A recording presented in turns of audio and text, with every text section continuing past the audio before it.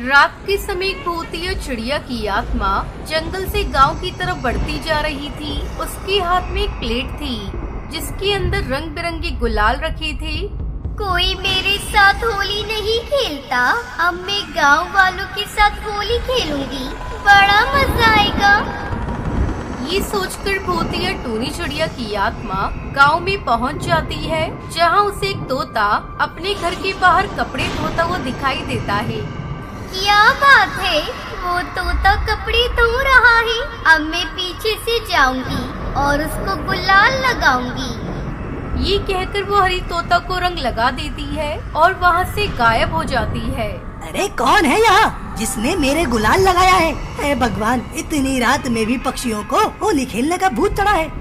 ये कहकर वो अपने घर की तरफ जा रहा था, तभी भूतिया टूनी चिड़िया की आत्मा वहाँ प्रकट हो जाती है।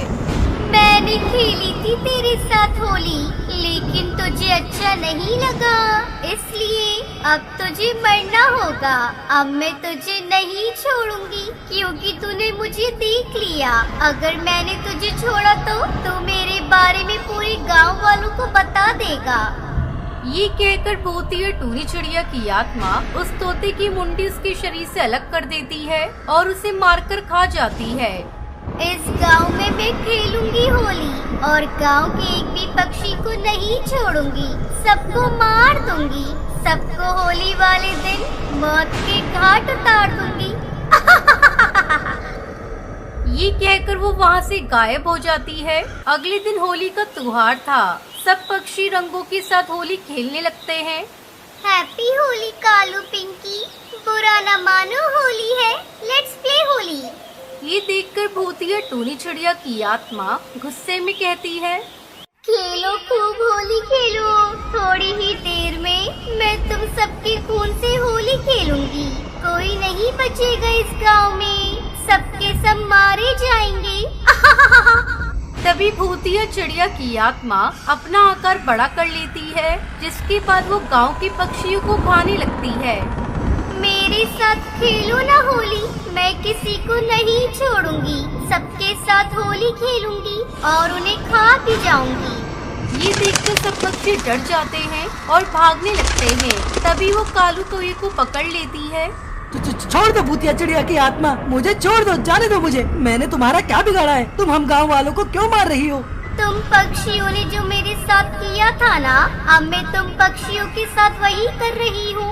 मैं तुम पक्षियों के साथ बहुत ही अनोखी होली खेल रही हूँ। ये होली तुम्हारी आखिरी होली है। ये कहकर उसे खा जाती है। फिर कुछ पक्षी भागते हुए बाबा के पास जाते हैं। बाबा, हमें बचा लीजिए, वो भूतिया चिड़िया की आत्मा हम सबको मारकर हमारे खून के साथ होली खेल रही है, आप कुछ कीजिए बाबा।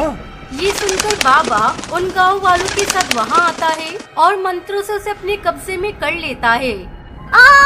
छोड़ दे बाबा, वरना तेरा हाल बुरा कर दूंगी। तू इन गांव के पक्षियों को क्यों मार रही है? क्यों छोड़ूं मैं गांव वालों को, इन सबको मार दूंगी। कुछ समय पहले की बात थी, होलिका दहन वाले दिन मैं अपने परिवार के साथ होलिका जला रही थी।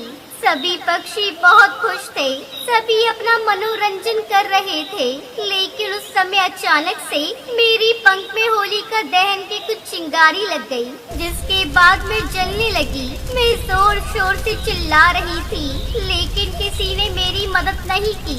सब पक्षी मुझसे दूर भाग रहे थे।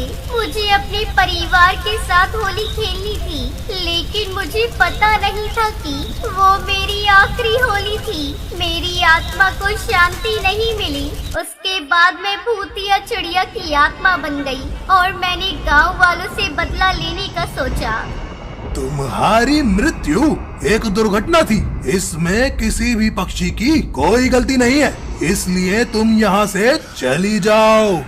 साधु बाबा के कई बार समझाने के बाद भी भूतिया टूनी चिड़िया की आत्मा नहीं सुनती।